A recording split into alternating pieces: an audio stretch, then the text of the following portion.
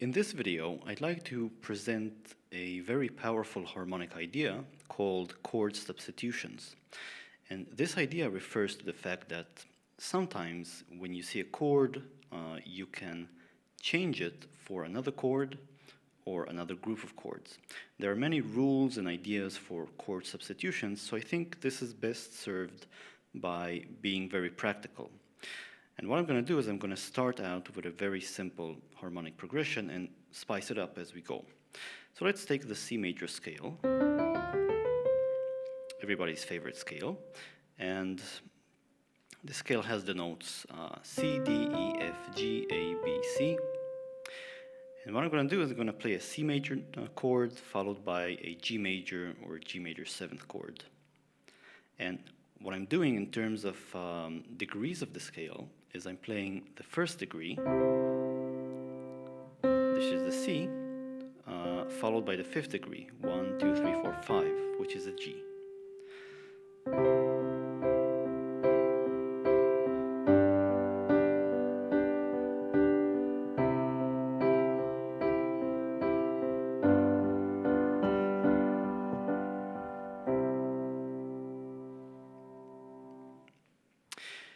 So what I'm going to do is I'm going to write out on the screen 3 things at each point. First, on the left, the chords I actually am going to play. I'm going to just play 2 bars. And then in the middle, the degrees of the scale that I'm going to use. And then on the right, the current substitution that I'm going to do, or I'm actually currently doing. All right, so the first substitution I'd like to talk about is a chromatic substitution, in which when you see a chord, you can always add, just before it, a chord that is half a semitone above it. So for example, when you see a chord like G, you can substitute, instead of it, the 2 chords A flat and G. So in this case, the harmonic progression will be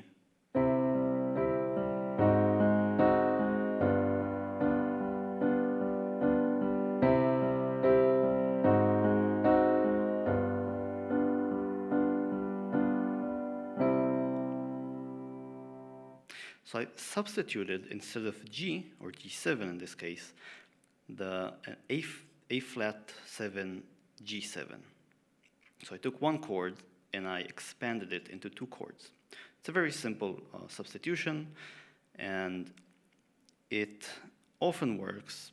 As always, you should always try it with your own song or own harmonic progression. The next substitution I'm going to make is called the 2-5 substitution. And this is that whenever you see a 5, or actually any chord, any major chord, you can precede it by a minor chord that is a perfect 4th below it.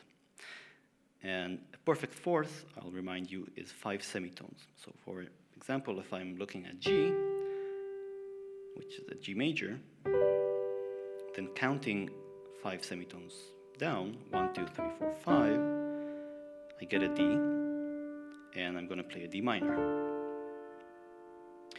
This is called the 2-5 substitution. So instead of a G, instead of my G, I'm going to substitute a D minor and a G. And it's going to sound like this.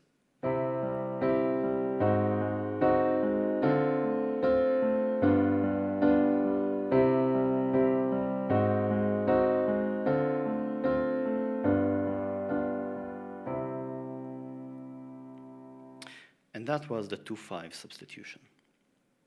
So you can see that our harmonic progression is starting to build up. For the next substitution, I'm going to use what's known as a dominant 7 substitution. And this says that whenever you have a diminished 7 substitution, this says that whenever you have a dominant 7th chord, you can substitute instead of it a diminished 7th chord, which is 2 whole tones or 4 semitones above it. This works particularly well for the 5th degree of the scale, but in this case I'm going to actually use it for the A flat 7. So instead of A flat 7, which is built on A flat, I'm going to go up 2 whole tones, which is 4 semitones, 1, 2, 3, 4, and play a diminished 7 chord on this degree, which is going to be a C diminished 7, which is made up of the notes C, E flat, G flat, and A. So instead of A flat 7, G diminished 7. And now my progression is going to sound like this.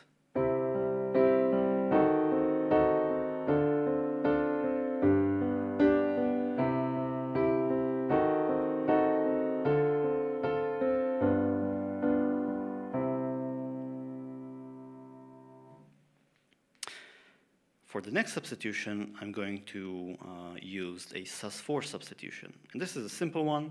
It just says that whenever you see a major chord, it can be a major, like a dominant 7th, a major chord, you can always precede it or substitute it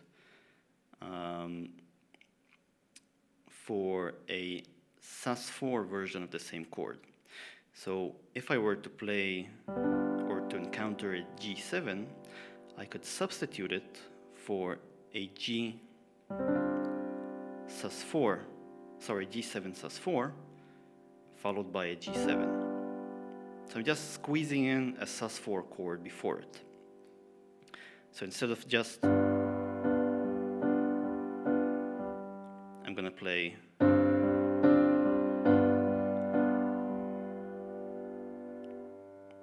with this in mind, my progression now becomes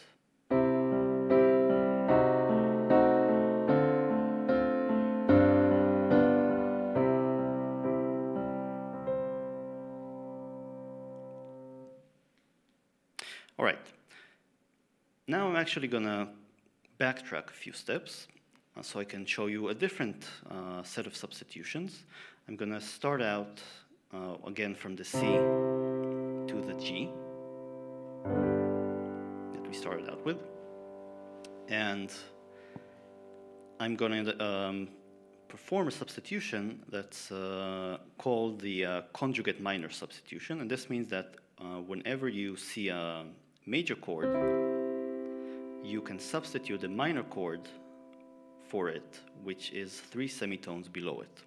So in the case of a C major chord, I can go down 3 semitones, 1, 2, 3, and get an A and play an A minor instead. So I'm going to take my C,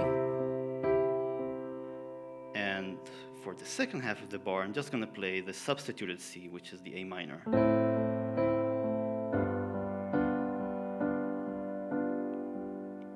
So now my progression is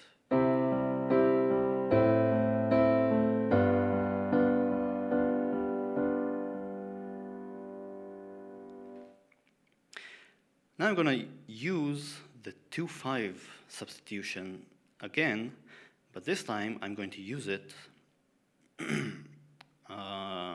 on the A minor. I'm going to precede it with an E minor, which is 5 semitones or a perfect fourth below it. So instead of just an A minor, I'm going to play an E minor to an A minor. So instead of playing this, I'm going to take the A, count 1, 2, 3, 4, 5. Here's my E, a minor, leading to the A minor. So now my progression will be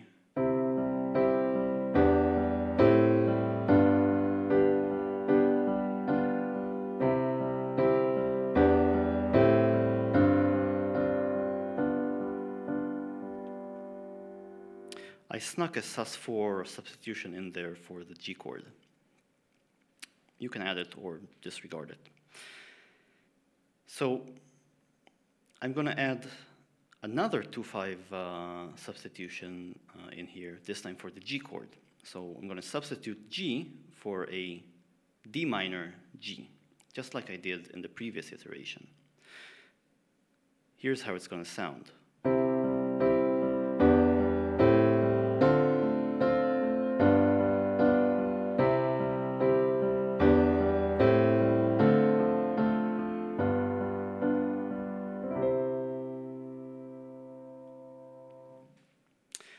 And let's conclude with the final substitution, which is every time you see the 5th degree of the scale, you can try and substitute the 4th minor.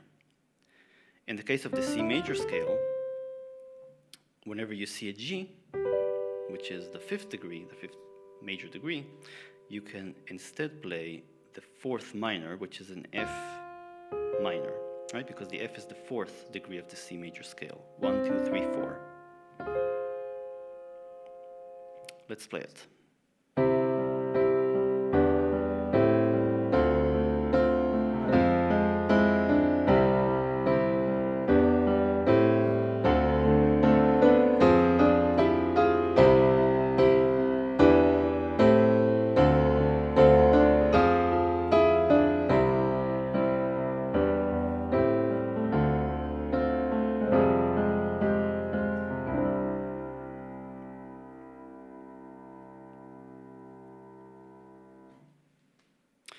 All right, that's how the idea of chord substitutions can really take a very simple progression like C to G into something that's completely different, a lot more harmonically rich and interesting.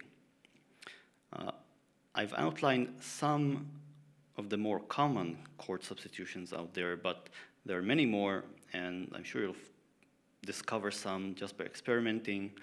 And the web itself is a great resource. Just go and type in chord substitutions in your favorite search engine and start exploring. That's it for now. I'll see you next time.